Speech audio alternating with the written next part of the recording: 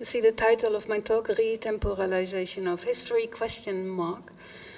Knowing that I would be the last speaker after 3 experts in law, I decided that the focus of my contribution would be on what is currently taking much of my attention and energy as an administrator. And that is a discussion on the value and the meaning on what we have come to know as antiquity or ancient studies, in the sense of histories of ancient civilizations around the Mediterranean. And actually my current priorities in these fields do not directly seem to relate to the specific issue of redress or compensation, but somehow they do, and the more I thought about it, the more they did.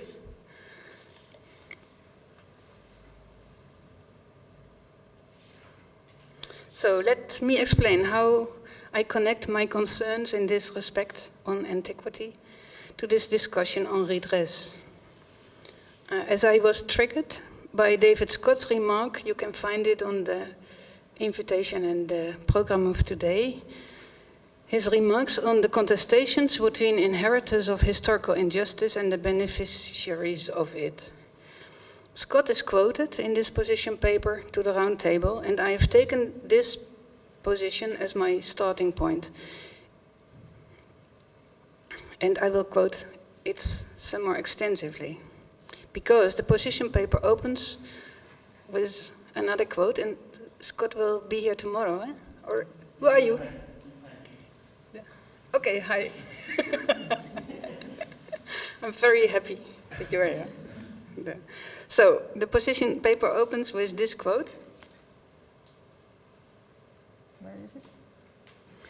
Reparatory justice responds to a retemporalization of history. It attunes itself to a re-enchanted past, understood as a time not yet past, that continues to disfigure the present and foreclose the future. It's perhaps this revised temporal sensibility that has made the language of trauma and the memory work that sustains it so arresting for thinking about the persistence of harm resulting from the perpetration of historical wrong. So with these 2 statements, I would like to explore 3 questions. The first, when we speak of reparatory justice, what do we then mean with a retemporalization of history, as in Scott's words? The notion of retemporalization of history seems strange to me. Time is not an engine that switches off once destination has been reached, and which should be turned on again. Like Wouter's wheel of restoration. A retemporalization in order to return to the past while moving forward. I wondered, Wouter, what happens when you make your circle into a river? Because time flows and never stays the same. A revisit of the past necessarily implies finding access to a different past. In my interpretation of this text, David Scott, you refer to durational time, to a time in the past that has made it into the present, connected to events in the past which, as Chris Lawrence also explained, get a sudden presence. Such moments, when the past becomes a present, force those who experience this to reconsider their own perception of linear time, a time as process of development, of a progress, or a rise and fall, a past which has not been behind us. And so I agree with Scott, if we mean with retemporalization, a reconsideration of the dynamics between durational time, circular time, which maybe is your circle, and linear developmental time. In the context of reparatory justice, it might mean that those involved seeking justice are encouraged to understand for themselves how they can link what happened in the past to their future. And Wayne, maybe you would say, turn durational time in aspiration and hope. My second question follows from this. if reparatory justice engages with a time not yet past that continues to disfigure the present and foreclose the future, how then is the legal approach related to a philosophy of history that acknowledges that we cannot know, but only can approach the past from many different perspectives and with the help of an endless kind of sources?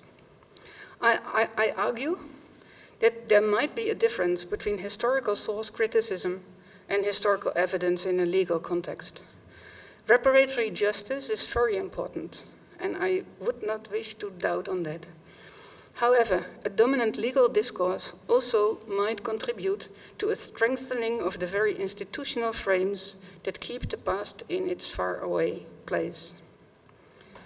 And finally, I would like to comment on Scott's statement with respect to the distinction between inheritors and beneficiaries of historical injustice. From a historical point of view, I would like to take as my position a dedicated anti-essentialist take on any discussion on reparatory justice, redress, and compensation. So, in order to explore those 3 points, let me first explain why antiquity keeps me busy for a number of reasons that together relate to our discussion today. A few weeks ago, I visited Edinburgh as well and was in the National Museum of Scotland, and this Palmyra statue struck attention. Because, first of all, the destruction of the Syrian site of Palmyra, from which this statue came, and the killing of the archaeologist Khaled al-Assad, which became known as of 19 August of this year. That's why I looked at the statue in a better way than I would have done otherwise. This statue of Palmyra made me think about the relationship between the site as ancient history, the dispersed objects as objects of study of this history, and contemporary, very complicated, violent politics. Then I started thinking about the location of the object in the sculpture gallery of the museum as part of the World Cultures collection there. I did not investigate who found it and who brought it to Edinburgh. However, whatever its provenance, in my view, the sculpture has thoroughly changed meaning in the context of today's major events that surround its place of origin. It is not the same object anymore as when it was acquired. And as a result, this implies that the institution that holds it has changed as well. Then I took the picture also because, thanks to my colleagues who are experts in this field, I now was able to recognize that the statue has an Aramaic inscription behind the shoulder. Earlier, before I became the head of the department with antiquity and archaeology in it, I would not have noticed that there is text at this image, and I am always fond of objects with script as an integral part of their appearance. So I was happy that the scholars can read this text, and that I know that there are scholars that can read this text. Meanwhile, and this is another layer of my attachment to this object, we are also far in the procedures at my university, which already take months, to welcome an archaeologist from that same region who was teaching in Mosul and had to flee. He will come with his family under the Scholars at Risk program, and he will be received by peers, scholars with the same interest as he has. But as we Skype, he also explains that he does not know whether his specialization will have any meaning for him in the near future. That is true for him, but in another way, it's also at stake for the colleagues in my department at the Vrije Universiteit. We house, for instance, a unique collection of microfiche images of early Christian churches and their interior decorations, as well as other Christian site-specific heritage in Syria. Here you see the resource. This is it. Thousands of microfiches. It used to be a scholarly collection for specialists. But what is it now? What will it become? And for whom? Are these still documents of heritage, resources for the study of antiquity? Or has this collection suddenly become heritage itself? And with this last image on Palmyra and us, I would like to show how we at the university try to approach the sudden presence of the past in our education. These are students on our course on World Heritage, and they pose for a banner on which we explain that migration, globalization, and conflict are interrelated, and that therefore the tourist promotion of the World Heritage status of the inner city of Amsterdam, which without any embarrassment celebrates the Dutch Golden Age, cannot be separated from the World Heritage in Danger status of Aleppo and many other sites. But whereas heritage is hot,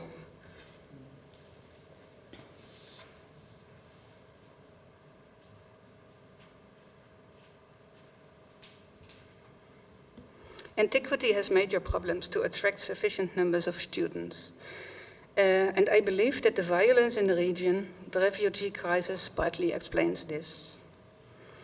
Some, however, also severely critique the dominant approach to ancient history as such, a historiography of which the Palmyra statue in Edinburgh might be an expression as well. And this happened, for instance, when students and their organizations organized a major debate on the Eurocentric approach to ancient history, and in their view, the systematic denial of the impact of African civilization and African presence in our teaching on the past Greek-Roman society. And this week's discussion, the discussion was continued in the University Journal Ad Valvas. I brought a copy under the heading Questioning the White Bastion of the Universities and of Science. So I hope that these interrelated faits divers from my practice as head of a humanities department at a university in the Netherlands provide some background to my first theme, interpreting the notion of retemporalization. With all its subjectivity inherent in historical notions of time, to me it seems not a fruitful concept in the context of legal debate. As a historian, I would recommend to approach issues of reparatory justice as inherently historical, not as history put in motion again, but as a step in a historical development. My second point is related: the relationship between a legal approach, philosophy of history, and the forecasting of a future. Yesterday, the People's Tribunal of '65 started in The Hague. It happens there because it is not possible in Indonesia, and because The Hague, with its Peace Palace, is home of the supranational institutions on global justice. The Hague positions itself as an international city of peace and justice in today's society. That the Netherlands were the former colonizer of Indonesia is not relevant here. It is contingent. The history of the Hague Peace Conferences, of the Hague Convention, etc., was decisive to choose this location for this People's Tribunal that focuses on devastating internal events in Indonesia during the Cold War. However, that does not rule out that these colonial links in various respects did play a role at the time and do so today, comparable to how the colonial past is important to understand the current refugee crisis or the destruction of archaeological sites in the Middle East. In my view, this tribunal is a major event in terms of historiography. I cannot judge what it will mean in legal sense. It certainly shows a dedication of people to change Indonesian society, and as such, it is about the future. When we discuss such interaction in the context of redress, repair, reparation, for instance in response to CARICOM, I'm less convinced of its impact on the future. I'm still working at the following argument, and help me, critique me if I'm completely wrong. But my argument is, if redress is linked to compensation and restitution, its negotiation almost inevitably works between entities and institutions that are themselves heirs of the colonial past as well. The discussion easily is blurred when it happens in terms of inheritors of historical injustice and the beneficiaries of it. So there are two problems here. How can we address such issues without, on the one hand, re-establishing those very frames? On the other, work from an understanding that the contemporaries in the conflict are not on beforehand the heirs of injustice or the beneficiaries, but that they share a responsibility to find common ground to give meaning to the past in contemporary society. In my view, this requires a critical approach to the institutions and entities that are involved in seeking justice. A last remark. Such entities and institutions may themselves be heirs of the same past as well. Inside Body Stories, we have tried to question the dominance of the vectors of historiography between the Netherlands and Indonesia, a dominance based in the locations of primary sources, the order of the collected objects, the displacements of people in the wake of both colonialism and decolonization and its aftermath. Museums are the heirs, the gatekeepers, the beneficiaries, and the bearers of some of the burdens of this history.